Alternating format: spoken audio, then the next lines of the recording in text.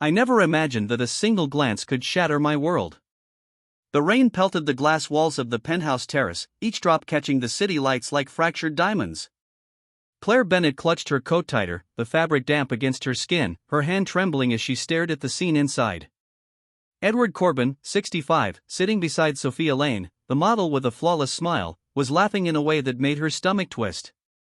Her chest felt tight, every breath shallow, and the world outside, the wet streets, the honking cars, the neon glow faded until there was only the room before her.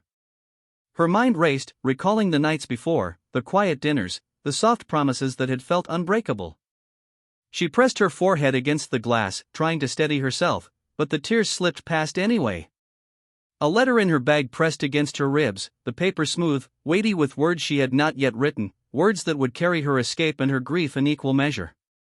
Each heartbeat pounded like a drum in her ears as she finally made the decision, letting herself step back from the balcony and disappear into the shadows of the city she had always known yet now felt alien.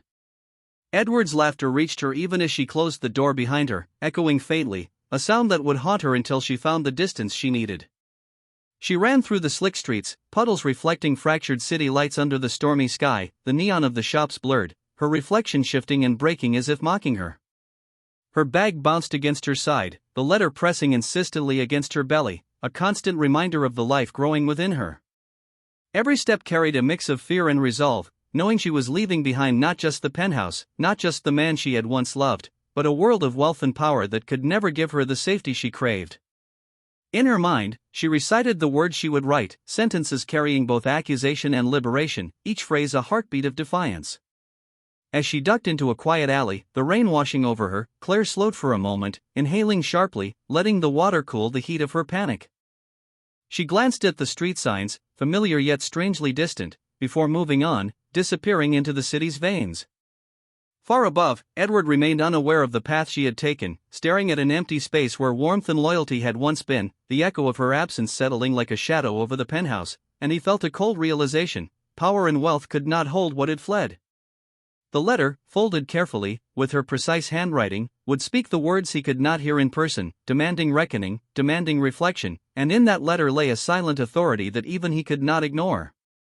The rain continued to hammer, relentless and impartial, a companion to Claire's flight and Edward's awakening, marking the beginning of a story written in absence, in choices made, and in hearts forced to confront the fragile threads of love and trust that wealth alone could never secure. Edward Corbin stood alone in the penthouse, the rain still drumming against the windows like a constant reminder of absence. He sank into the high-back leather chair, hands clasped tightly, feeling the weight of a house full of silence. The city sprawled beneath him, a patchwork of lights and movement, but all of it seemed hollow, meaningless without Clare. Every tick of the ornate clock on the marble mantel reminded him of moments lost, and he could not escape the thought that a life measured in power and money had brought him nothing but emptiness. He remembered the mornings when Clare would brew coffee, her hands precise, her smile genuine, her laughter filling corners of the penthouse that no opulent furniture could warm. Those memories felt like relics, tangible yet unreachable, as if the very air of the apartment had shifted, waiting for her to return. In desperation, Edward reached for his phone, fingers trembling over the polished screen, dialing numbers with a mechanical urgency, hoping for any clue, any sign that she was safe. Each call ended with disappointment, each voicemail a stark echo of his own isolation. The city outside blurred in streaks of rain as he paced, the polished floors reflecting fragmented light that seemed to mock him. He considered the ways he had failed, not just as a husband, but as a man who thought he could possess love through wealth and influence. A notebook lay open on the glass coffee table, scribbled with notes, sketches of places she might go, possible friends, previous addresses, and small personal details he remembered from quiet conversations. The notebook was a lifeline, a fragile attempt to bridge the chasm he had created. Hours passed, the sky darkening as clouds thickened, and Edward felt exhaustion press upon him in waves, yet he could not sit, could not rest, could not allow his mind to drift from the task of finding her. Somewhere, in the midst of the rain-slicked streets and the city's indifferent neon glow, Clare was moving, thinking, surviving, her presence a quiet rebellion against the life he had offered. He imagined her wrapping the letter close to her chest, the paper warm from her hands, the words inside carrying all the truth he had refused to see. The thought filled him with a mixture of guilt and longing so sharp it ached in his chest. Edward stood at the window, looking out at the lights flickering across the water, imagining every possible path she might take, every turn that could bring her back or lead her further away. He whispered to the empty room, words that felt like a confession, words that sought forgiveness he was not sure she would ever grant. Each second stretched, measured in beats of regret, and he realized that the real power he had sought for decades had never been in money, in influence, or in fear. It had been in the trust and love he had taken for granted. The rain continued, relentless and steady, washing the city, washing him, yet leaving the ache of absence raw and vivid. He closed his eyes for a brief moment, imagining her voice, imagining her smile, imagining the life that could have been. Then he opened them again, resolve setting in like ice through his veins. He would find her. Not because he could command it, but because he had finally understood that some things, no matter how fragile, could not be bought, and some mistakes could only be made right by presence, patience, and the slow, painstaking reclamation of trust. Clare. Bennett moved silently through the quiet streets, her coat soaked from the steady rain, each step splashing in puddles reflecting the neon signs above. Her mind replayed the moment she had left the penthouse, the weight of the letter against her belly pressing reminders of the life she carried and the decisions she had made. She ducked into a narrow side street, the walls slick with rain, and allowed herself a moment to breathe, pressing her hand against her stomach as if to anchor herself. The letter she had left behind was a declaration of independence, of boundaries drawn and a life reclaimed, yet in that act lay both sorrow and determination. The city around her was a blur, the hum of distant traffic and the occasional drip from fire escapes creating a rhythm that mirrored the tension in her chest. She paused at a small cafe, its warm light spilling onto the wet pavement, and considered stopping for a brief moment, the scent of coffee and fresh pastries mingling with the cool air.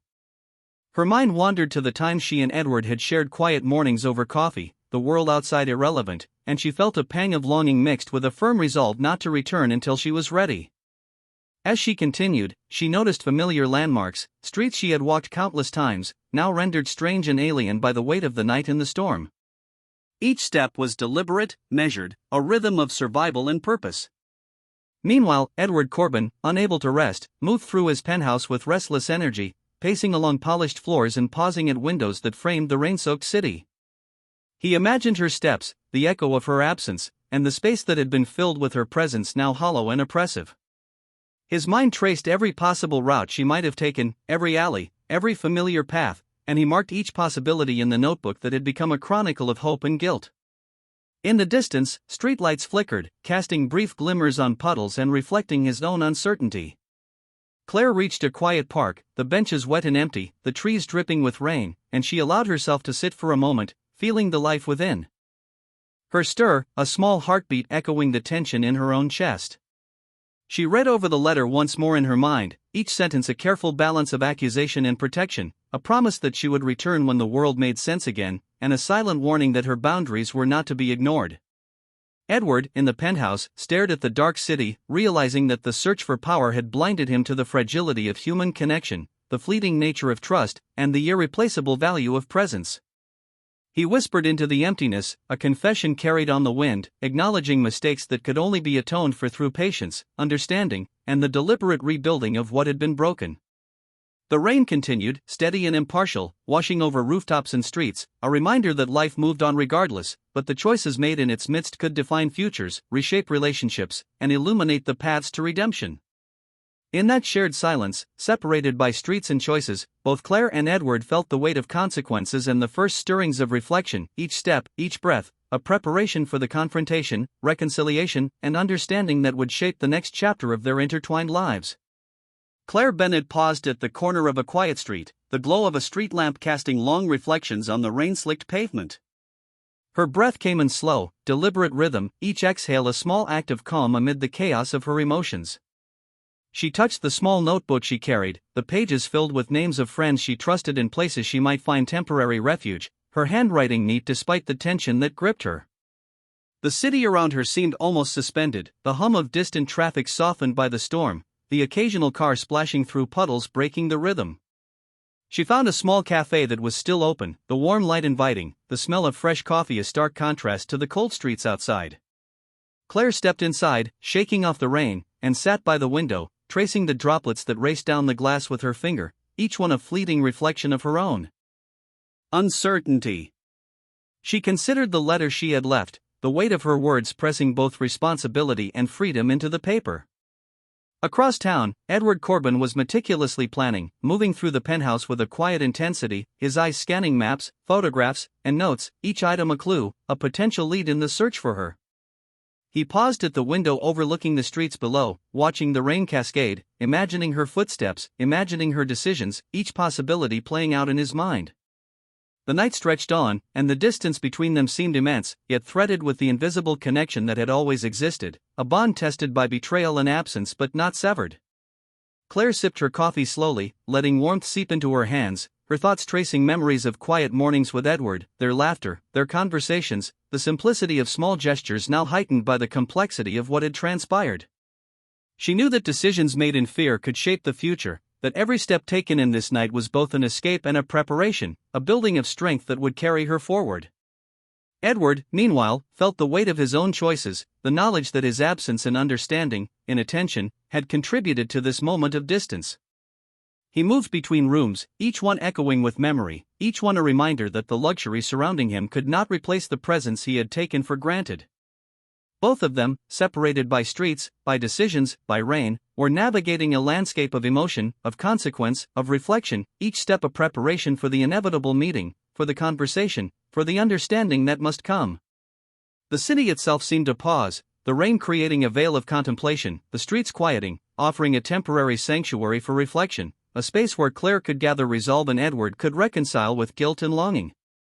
In these hours, the storm outside mirrored the turmoil within, yet offered clarity, a moment to breathe, to consider, to prepare for the paths they would take when they met again, paths guided by understanding, empathy, and the fragile but enduring bond that tied their lives together. Clare Bennett left the cafe with a renewed sense of purpose, the rain having eased to a gentle drizzle that tapped softly against her umbrella. She moved through the streets with measured steps, her eyes scanning familiar corners that now seemed both comforting and foreign. The letter in her bag was a constant presence, its weight grounding her, reminding her of the boundaries she had set and the intentions she carried for the life within her. She paused at a small park bench under a tree dripping with leftover rain, sitting down briefly to collect her thoughts, the city around her humming quietly with the subdued activity of late evening. Her mind wandered to moments of warmth with Edward, the conversations and shared laughter that now felt like echoes from another life, and she acknowledged both the love and the hurt entwined in those memories. Meanwhile, Edward Corbin had moved through the penthouse with a focused intensity, checking security feeds, reviewing past locations, and making calls that yielded no immediate results, each unanswered line amplifying his sense of urgency. He imagined her footsteps on wet pavement, her careful navigation of the streets, and the small acts of independence that reminded him of the person he had come to admire even as he grappled with his mistakes. Clare continued through narrow streets and familiar alleys, taking paths that gave her a sense of control, each turn a deliberate choice in reclaiming her autonomy, each breath a reminder of resilience. She found herself near the Riverwalk, the water glistening under the soft glow of streetlights, and she allowed herself to pause and watch the reflections ripple, a small moment of peace in an otherwise turbulent night. Edward, in parallel, made a note of every location she might consider safe, imagining her movements in real time, the weight of the night pressing upon him as he recognized that finding her would require patience, observation, and an understanding of the choices that had led them both here. The city seemed to quiet in acknowledgement, the drizzle softening the edges of buildings, the occasional passing car echoing. In long stretches of empty street, a landscape that mirrored the careful, deliberate approach both were taking toward resolution. Clare felt the first stirrings of calm, a sense that the night was not only a journey of distance but a passage toward clarity, toward understanding, and perhaps, toward a reunion that respected both her independence and the bond they shared. Edward paused by the window overlooking the Riverwalk, eyes tracing the faint movements of shadows, the reflections on water, imagining her presence in every detail, understanding that his power alone could not reclaim what he had lost, that only patience, empathy, and deliberate action could bridge the distance and rebuild trust. Each of them, separated by streets and choices, were navigating a terrain of emotion and reflection, each aware of the other's presence and spirit, each preparing for the meeting that would come not with force but with acknowledgement, understanding, and the careful steps toward reconciliation that would define the next chapter of their intertwined lives. Clare Bennett followed the Riverwalk until it opened onto a quiet plaza where the soft hum of the city was just a distant echo. She stopped under a lone street lamp, its warm glow spilling onto the wet stone, illuminating the letter she carried in her hand. Each word she had written felt heavy with intention, a mixture of sorrow, clarity, and resolve. She folded the paper carefully, pressing it close to her chest, and let herself take a slow, deep breath, feeling the rhythm of the life growing inside her with each exhale. Across town, Edward Corbin had enlisted the help of trusted contacts, reviewing locations she might have gone, yet he moved carefully, aware that patience and understanding were more crucial than speed. The penthouse, once a place of dominance and control, now felt like a silent witness to the choices that had led them here, the rain outside tracing paths down the glass like streams of memory. Clare continued to navigate the streets, choosing paths that offered quiet and safety, the neon reflections in puddles blurring into abstract patterns that mirrored the uncertainty in her mind.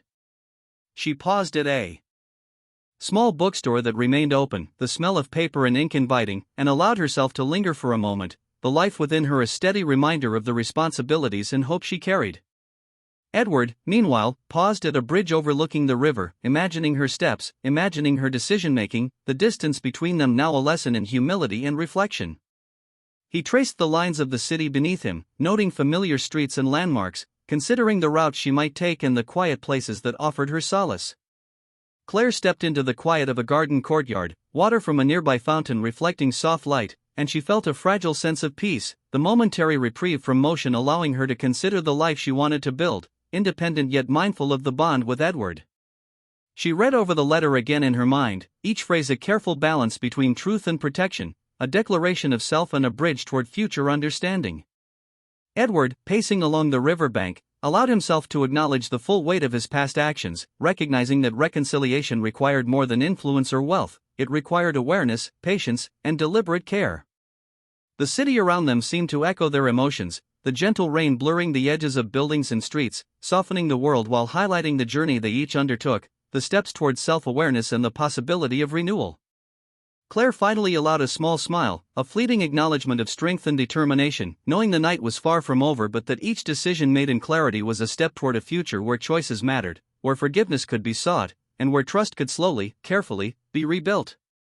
Edward, observing from a distance, felt the stirrings of hope, understanding that the path forward was not dictated by fear or control but by presence, listening, and the delicate effort to restore what had been broken.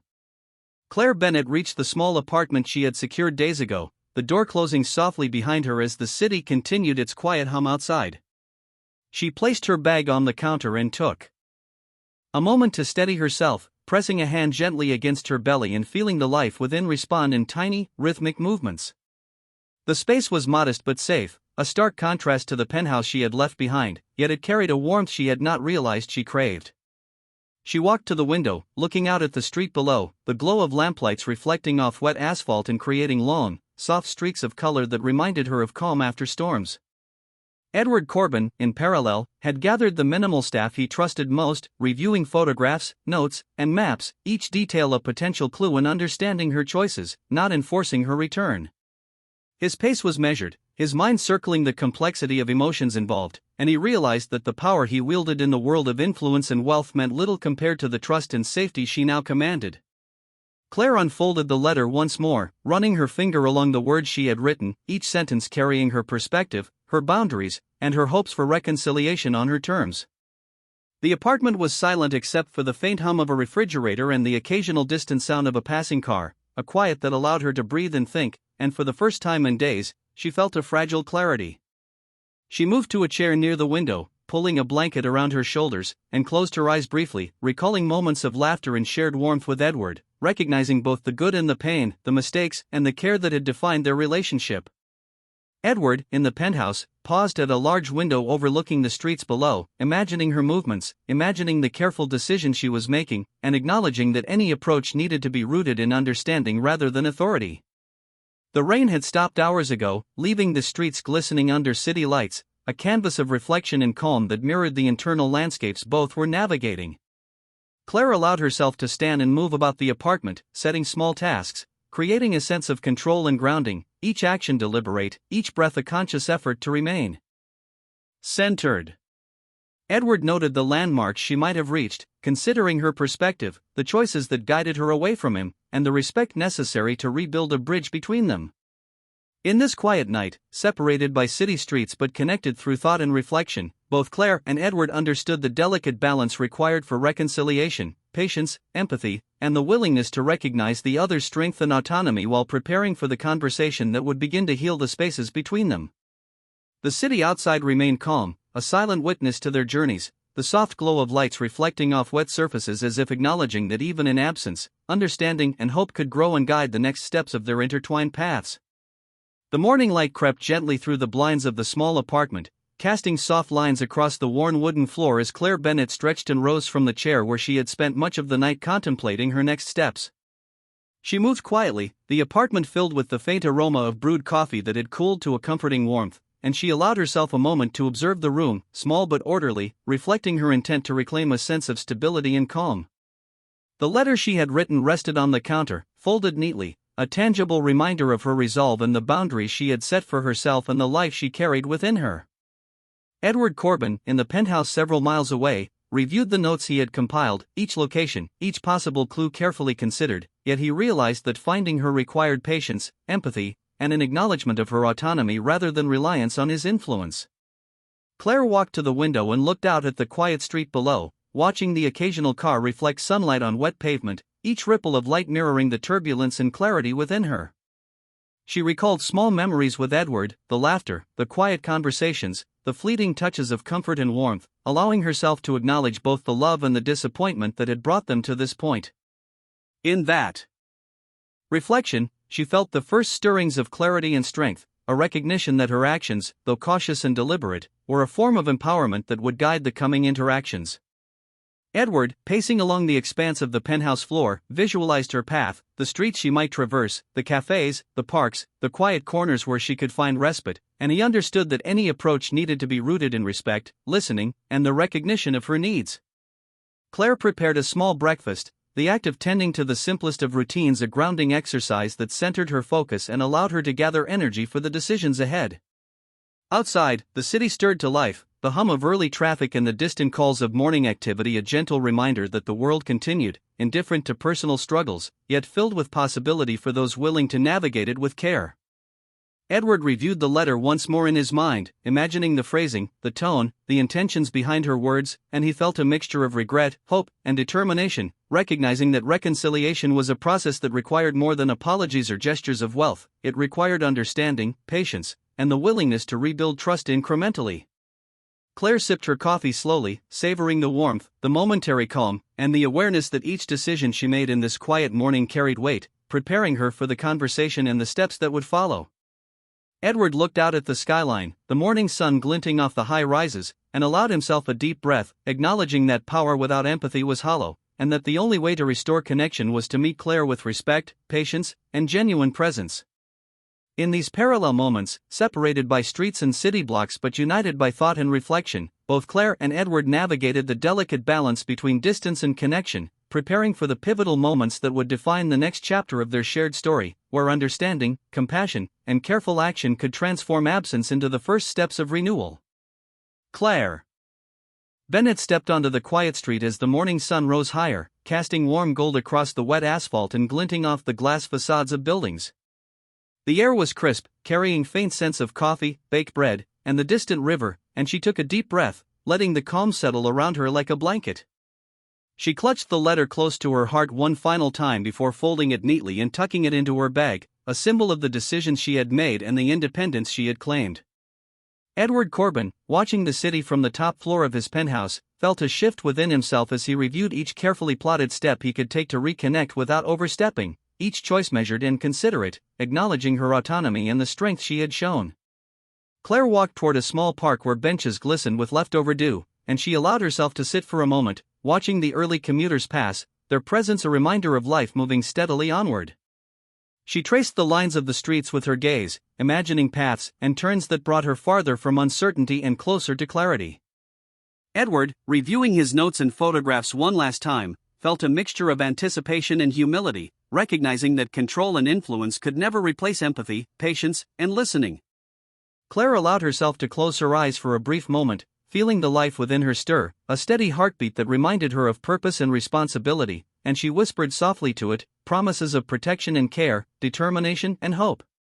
Edward descended from the penthouse, moving through the streets with careful discretion, his presence unobtrusive, his attention focused entirely on finding her and ensuring she felt respected and safe in the encounter to come. Clare walked along familiar pathways, noticing the subtle shifts in light and shadow, the play of reflections in puddles, the gentle sway of trees in the breeze, each detail grounding her, allowing her to move with both caution and confidence. Edward, nearing the area she had chosen for solitude, slowed his pace, taking in the surroundings, noting the benches, the fountain, the quiet corners, imagining her movements and emotions, preparing himself for the meeting not with authority but with understanding and the willingness to acknowledge past mistakes. Clare saw him approaching from a distance and felt a mixture of apprehension and relief, recognizing that the man who had caused her pain and confusion was now moving with care, his expression calm, his steps measured, signaling a readiness to meet her on equal terms. As they came closer, the city seemed to fade, leaving only the two of them, the soft morning light highlighting their presence, the air charged with the possibility of conversation, reconciliation, and the cautious rebuilding of trust. Clare met Edward's gaze, steady yet guarded, and he nodded slightly, an unspoken acknowledgement of the journey each had taken, the lessons learned, and the shared understanding that what mattered now was presence, patience, and the deliberate, careful restoration of connection. In that moment, separated from the bustle of the city yet fully aware of it, both felt the weight of the past and the promise of a future defined not by control or power but by empathy, respect, and the slow, intentional steps toward unity and trust.